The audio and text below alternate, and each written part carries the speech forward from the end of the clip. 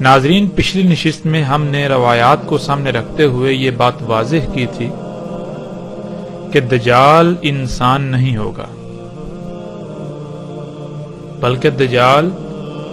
انسان کی خلق کردہ طرح طرح کی مختلف مخلوقات ہیں جو حقیقتاً تو انسان کے لیے اور باقی تمام مخلوقات کے لیے نقصان دہ ہیں، لیکن اس کے باوجود انسان ان مخلوقات کو اپنے لیے آسائشیں، سہولتیں یعنی مسیحا سمجھتا ہے۔ اور ہم نے یہ بھی جان لیا تھا کہ رسول اللہ صلی اللہ علیہ وسلم نے اس فتنے کو اعظم فتنہ کہا، یعنی تمام فتنوں میں یہ ایک ایسا فتنہ ہے کہ اگر اس فتنے کو نکال دیا جائے تو پیچھے جتنے بھی فتنے ہیں ان کی اہمیت و حیثیت بالکل ایسی رہ جائے گی جیسے کہ جسم سے تمام کی تمام ہڈی نکال دینے سے جسم کی اہمیت و حیثیت رہ جاتی ہے۔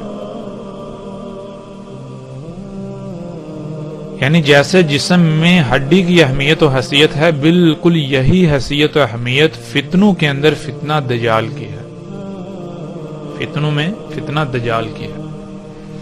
اس دجال کے فتنے کی۔ ناظرین، روایات سے ہی آگے بڑھنے سے پہلے ہم مزید اس موضوع کے اوپر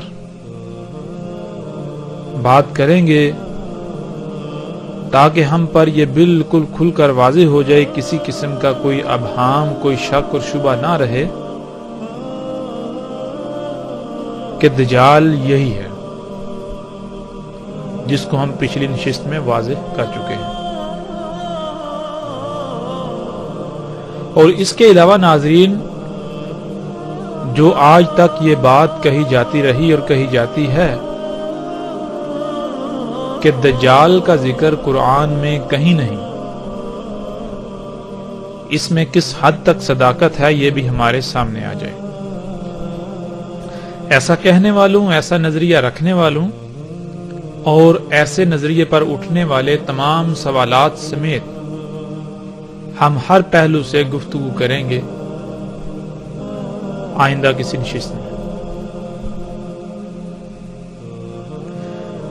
لیکن یہاں ہم صرف یہی کہیں گے کہ ایک طرف محمد رسول اللہ صلی اللہ علیہ وآلہ وسلم دجال کے فتنے کو اعظم فتنہ قرار دیں، اور پھر یہ بھی کہیں کہ آدم علیہ السلام کی خلق سے لے کر سات کے قیام تک دجال سے بڑی کوئی خلق نہیں۔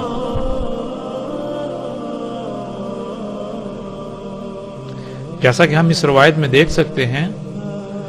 رسول اللہ صلی اللہ علیہ وآلہ وسلم نے کہا،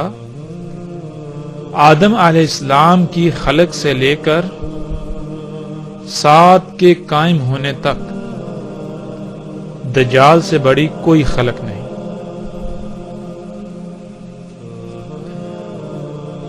اب یہاں سوال یہ پیدا ہوتا ہے کہ جب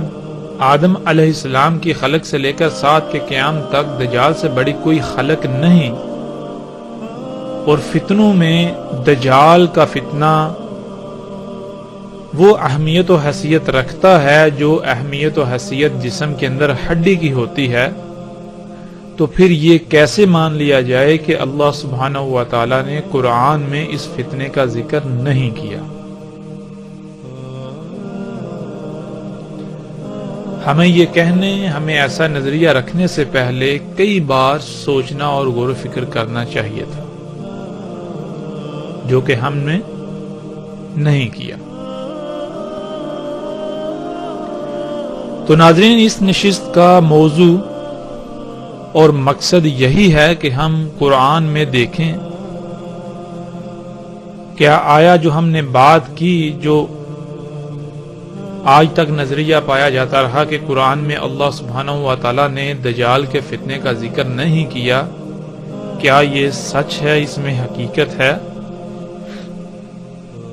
یا پھر ہمارے سمجھنے میں فرق ہے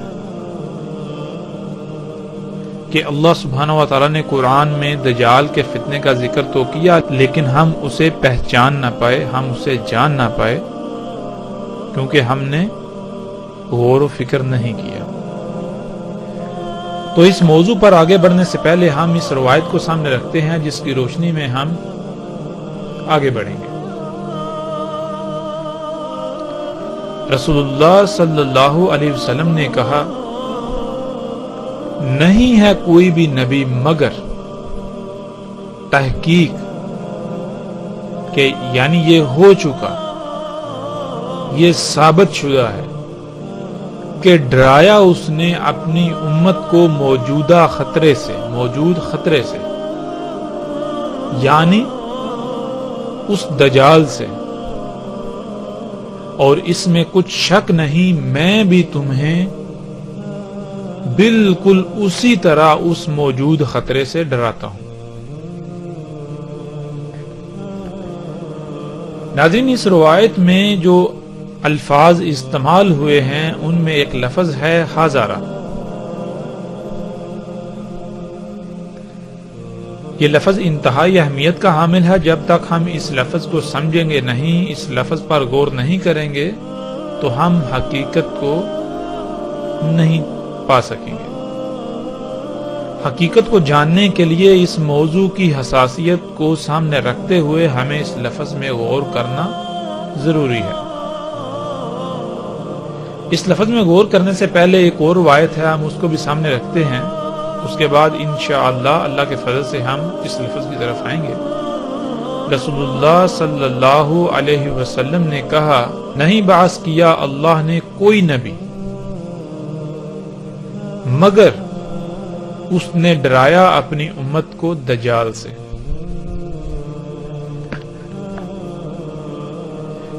ان دونوں روایات میں ہم دیکھ سکتے ہیں، پہلی روایت میں لفظ حاضرہ استعمال ہوا ہے اور دوسری روایت میں لفظ انذر ناظرہ استعمال ہوا ہے۔ ناظرہ کہتے ہیں ایسا ممکنہ خطرہ جو قریب آ چکا ہے اس سے پہلے ہی متنبہ کر دینے کو، اور حاضرہ کہتے ہیں ایسا خطرہ جو موجود ہے، جو موجود خطرہ اس سے ڈرانا، جیسا کہ ہم اس لفظ کو قرآن سے بھی سمجھ لیتے ہیں، اور اس آیت میں ہم دیکھ سکتے ہیں اللہ سبحانہ و تعالیٰ کہتے ہیں، یا جیسے گہرے بادلوں کا طوفان آئے آسمان سے، اس میں ہوں اندھیرے اور زوردار گرج اور چمکتی بجلی، کر لیتے ہیں اپنی انگلیوں کو اپنے کانوں میں اس کڑک سے موت کے ڈر سے۔ تو عربی میں ہم دیکھ سکتے ہیں جو الفاظ استعمال ہوئے ہیں وہ ہے حاضر الموت۔ تو اس آیت میں پیچھے ہم دیکھ سکتے ہیں اللہ سبحانہ و تعالیٰ جو مثال بیان کر رہے ہیں اس میں کیا ہے کہ اچانک جب انتہائی گہرے کالے بادل آ جاتے ہیں اور طوفان آ جاتا ہے، پھر ان میں زوردار جب گرج پیدا ہوتی ہے اور بجلی چمکتی ہے، تو اس وقت بالکل یہی احساس ہوتا ہے کہ ابھی موت آئی۔ تو وہ جو ڈر ہوتا ہے، کیا وہ ڈر مستقبل کا ہوتا ہے؟ مستقبل کے لیے اگر کہا جائے گا تو اس کے لیے لفظ خوف استعمال ہوگا، نہ کہ حاضرہ۔ خوف کہتے ہیں جو مستقبل میں پیش آنے والا خطرہ ہو، اس سے لاحق ڈر کو۔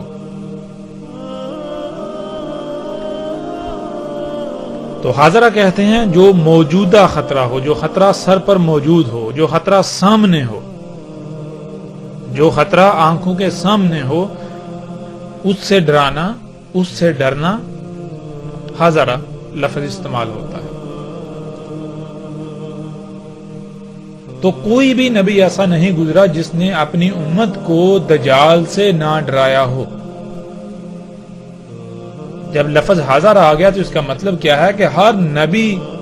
کی موجودگی میں یہ فتنہ موجود تھا۔ ہر نبی کی موجودگی میں دجال کا فتنہ موجود تھا، جس سے ہر نبی نے اپنی امت کو، اپنی قوم کو دجال سے ڈرایا.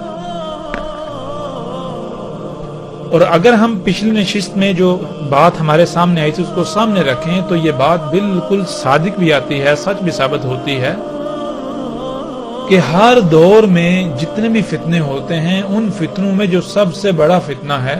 جو سب سے بڑا فتنہ ہوتا ہے وہ فتنہ دجال کا فتنہ کہلائے گا. لیکن وہ اس وقت کے لیے ہو. ان تمام بڑے بڑے فتنوں کو اگر سامنے رکھیں تو ان میں سب سے بڑا فتنہ جو سامنے آئے گا وہ کون سا ہوگا؟ وہ بھی دجال کا فتنہ. تو جس دجال کا رسول اللہ صلی اللہ علیہ وسلم ذکر کر رہے ہیں، اگر ہم نے اس کو سمجھنا ہے تو ہم آدم علیہ السلام کی تخلیق سے لے کر سات کے قیام تک تمام کے تمام بڑے بڑے فتنوں کو سامنے رکھیں. ہیں تو وہ سب کے سب دجال کے فتنے، لیکن ان میں وہ جو اعظم فتنہ ہے، جو سب سے بڑا دجال کا فتنہ ہے، وہ ہمارے سامنے کھل کر آ جائے گا. تو ناظرین، اب ہم نے قرآن سے یہ دیکھنا ہے کہ اللہ سبحانہ و تعالی نے جتنے بھی نبی بھیجے انہوں نے کیا دعوت دی اور کس شے سے اپنی قوم کو، اپنی امت کو ڈرایا. اور پھر ہم یہ بھی دیکھیں گے کہ محمد رسول اللہ صلی اللہ علیہ وسلم نے کس سے ڈرایا. جب ان سب نبیوں کے ڈرانے میں جو کامن، جو مشترک شے ہے وہ سامنے آ گئی تو اس کا مطلب ہے وہی دجال کا فتنہ ہے. تو اب ہم بڑھتے ہیں آگے قرآن کی طرف. قرآن میں اللہ سبحانہ و تعالیٰ کیا کہتے ہیں؟ اس میں کچھ شک نہیں، وحی کیا ہم نے تیری طرف بالکل اسی طرح جس طرح وحی کیا تھا ہم نے نوح کی طرف اور اس کے بعد جتنے بھی نبی ہیں ان کی طرف.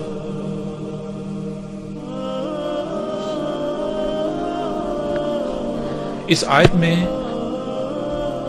اللہ سبحانہ و تعالیٰ نے بالکل واضح کر دیا کہ جس طرح وحی نوح علیہ السلام اور ان کے بعد جتنے بھی نبی ہیں ان کی طرف کی گئی، بالکل اسی طرح تیری طرف وحی کی جا رہی ہے. تو پھر یہ کھل کر واضح ہو جائے گا کہ جو وحی نوح علیہ السلام اور ان کے بعد جتنے بھی نبی ہیں ان کی طرف کی گئی اور وہی محمد رسول اللہ صلی اللہ علیہ وسلم کی طرف کی گئی،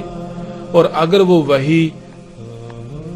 امت کو ڈرانا تھا، یعنی کہ ممکنہ پیش آنے والے خطرے سے پہلے ہی متنبع کر دینا تھا، تو وہ جو خطرہ ہے، وہ جو ممکنہ پیش آنے والا خطرہ ہے، وہی دجال کا فتنہ ہے،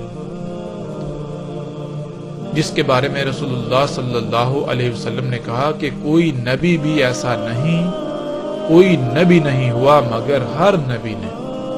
اپنی امت کو، اپنی قوم کو دجال کے فتنے سے نہ ڈرایا ہو. یعنی کہ ہر نبی نے اپنی قوم کو، اپنی امت کو دجال کے فتنے سے متنبع کر دیا. اور پھر میں بھی تمہیں بالکل اسی طرح اس پیش آنے والے ممکنہ خطرے سے متنبع کیے دیتا ہوں. اب ہم نے یہ دیکھنا ہے کہ اللہ سبحانہ و تعالیٰ قرآن میں اس وحی کا کس طرح ذکر کرتے ہیں. وہ کون سی وحی ہے کہ جو جس طرح نوح علیہ السلام کی طرف کی گئی اور بالکل وہی وحی نوح علیہ السلام کے بعد تمام انبیاء کی طرف کی گئی. تو اللہ سبحانہ و تعالیٰ اس آیت میں کہتے ہیں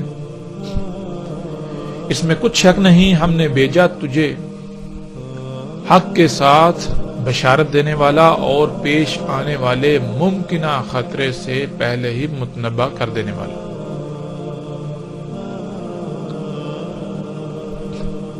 اور نہیں کوئی بھی امتوں میں سے امت مگر گزر چکا ان تمام کی تمام امتوں میں پیش آنے والے ممکنہ خطرے سے متنبع کر دینے والا.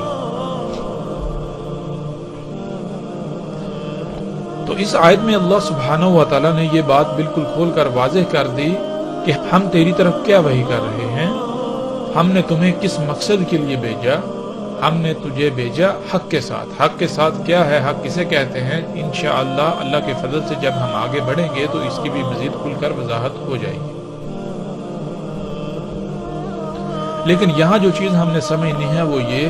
کہ اللہ سبحانہ و تعالیٰ نے کہا کہ ہم نے تجھے بھیجا بشارت دینے والا اور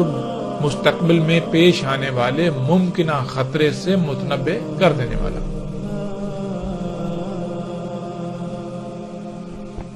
اور کون سا پیش آنے والا ممکنہ خطرہ؟ جو انسانوں کے اپنے ہی اعمال کے سبب قریب آ چکا ہے، جو انسانوں کے اپنے کیے ہوئے اعمال کا رد عمل ہے.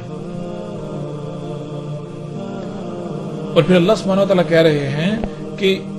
جتنی بھی امتیں پہلے گزر چکی،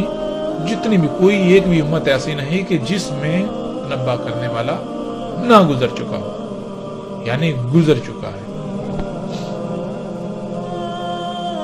تو اب ہم یہ دیکھتے ہیں کہ جب پچھلی تمام کی تمام امتوں میں ان امتوں کے اعمال کے سبب جو خطرہ ان کے سر پر آ چکا، جو خطرہ ان کو لاحق تھا، جب انہیں اس ممکنہ خطرے سے متنبع کرنے والا بھیجا، اس نے دعوت دی، تو کیا اس قوم نے، کیا ان امتوں نے اللہ کے بھیجے ہوئے کی اس دعوت کو تسلیم کر لیا، اس ممکنہ خطرے کو بانپ کر اس سے بچ کے، جو اس خطرے سے بچنے کے لیے درکار تھا، جو ہدایات اللہ سبحانہ و تعالیٰ نے اس خطرے سے بچنے کے لیے دی، کیا آیا ان ہدایات کو تسلیم کر لیا گیا؟ ان ہدایات کو تسلیم کر کے ان پر عمل کر لیا گیا اور اپنی سابقہ روش کو ترک کر دیا گیا؟ تو اس کا جواب بھی اللہ سبحانہ و تعالیٰ دے دیتے ہیں. اور اگر تیری تکذیب کی جائے گی، یعنی اگر یہ تجھے جھٹلا دیں گے کہ جو تو انہیں ان کے اعمال کے سبب پیش آنے والے ممکنہ خطرے سے پہلے ہی متنبع کر رہا ہے، اس سے بچنے کے لیے ان کو ہدایات دے رہا ہے،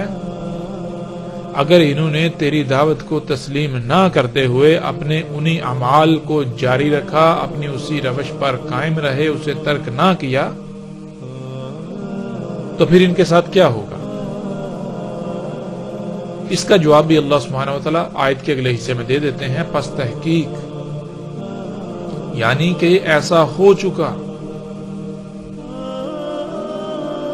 ان سے پہلے جو تھے، جو لوگ ان سے پہلے تھے، جو قومیں، جو امتیں ان سے پہلے تھی،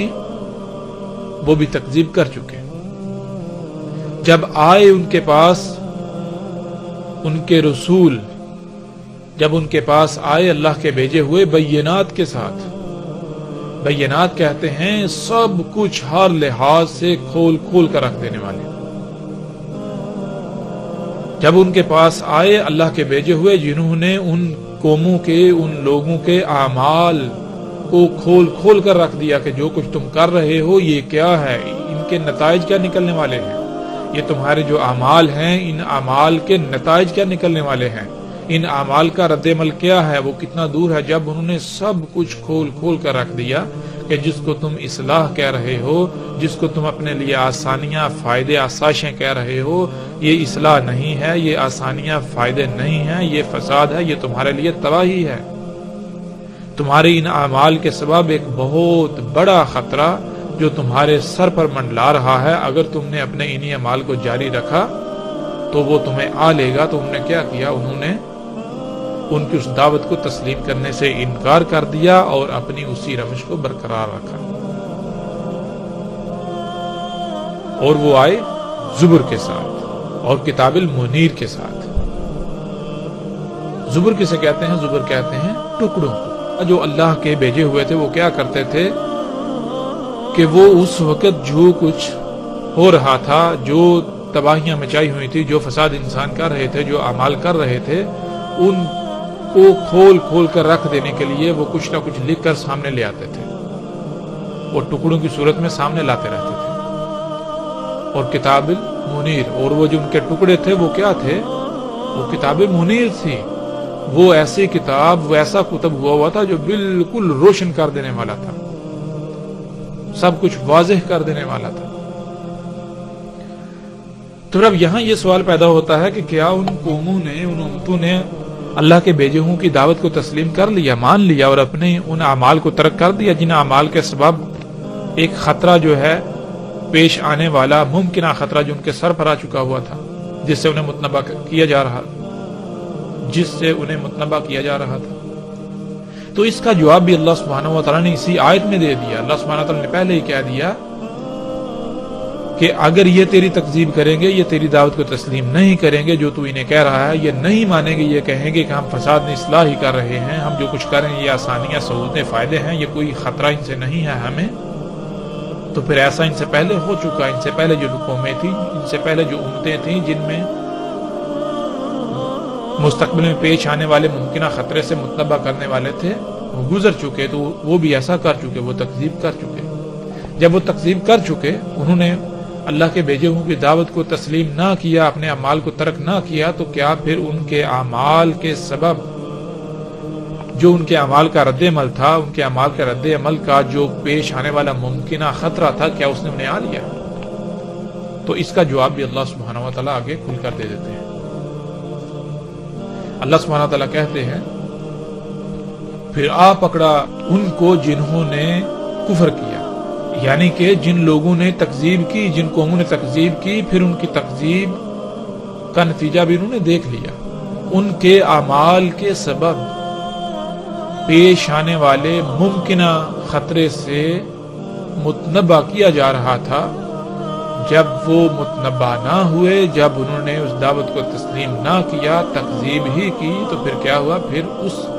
پیش آنے والے ممکنہ خطرے نے انہیں آ پکڑا لی۔ پھر اس آیت میں آگے اللہ سبحانہ و تعالیٰ کہتے ہیں پس کیسا تھا ان کی اس تکذیب کے سبب ان کا پکڑا جانا، ان پر جو پکڑ آئی وہ کیسی تھی؟ تو یہاں تک یہ بات کھل کر واضح ہو جاتی ہے کہ اللہ سبحانہ و تعالیٰ نے جتنے بھی نبی و رسول بھیجے، ان تمام کے تمام نے ان قوموں، ان امتوں کے اپنے ہی کیے ہوئے اعمال، اپنے ہوئی ہاتھوں سے کیے ہوئے اعمال کے سبب جو ان اعمال کا رد عمل تھا، وہ رد عمل ایک بہت بڑا خطرہ تھا ان قوموں کے لیے، جس سے انہیں پہلے ہی متنبہ کیا گیا کہ اے لوگو، اے قوموں، جو کچھ تم کر رہے ہو،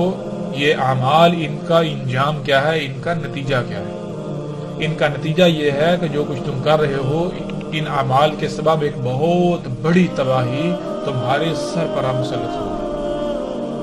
ایک بہت بڑی تباہی تم پر مسلط ہوگی۔ تمہارے لیے بہتر یہ ہے کہ تم ان اعمال کو ترک کر دو،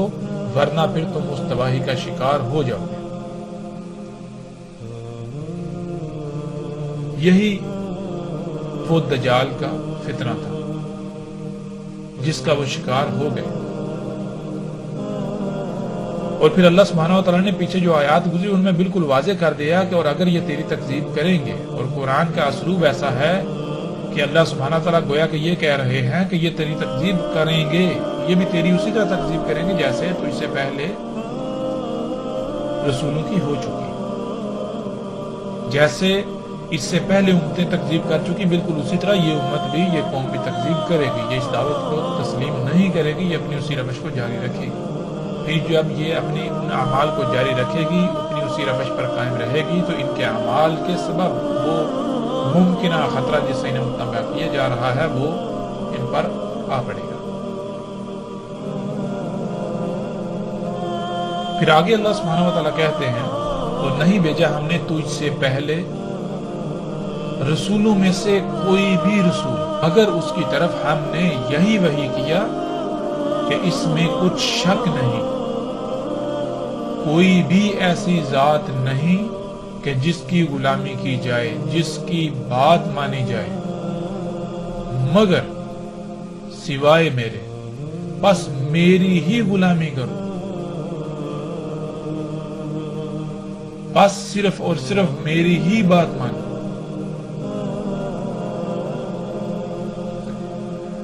یہ آیت الحمدللہ مزید بہت ساری باتیں کھل کر واضح کر دیتی ہیں۔ وہ کون سے اعمال تھے جن اعمال کے سبب ممکنہ پیش آنے والے خطرے سے متنبہ کیا جا رہا تھا، جب وہ قومیں متنبہ نہ ہوئی تو پھر اس کا شکار ہو گئیں، اس کی وجہ کیا تھی؟ اس کی وجہ یہ تھی کہ اللہ سبحانہ و تعالیٰ کہتے ہیں کہ تجھ سے پہلے کوئی رسول نہیں بھیجا، کوئی بھی ایسا بھیجا ہوا نہیں، مگر یعنی کہ جتنے بھی رسول بھیجے گئے،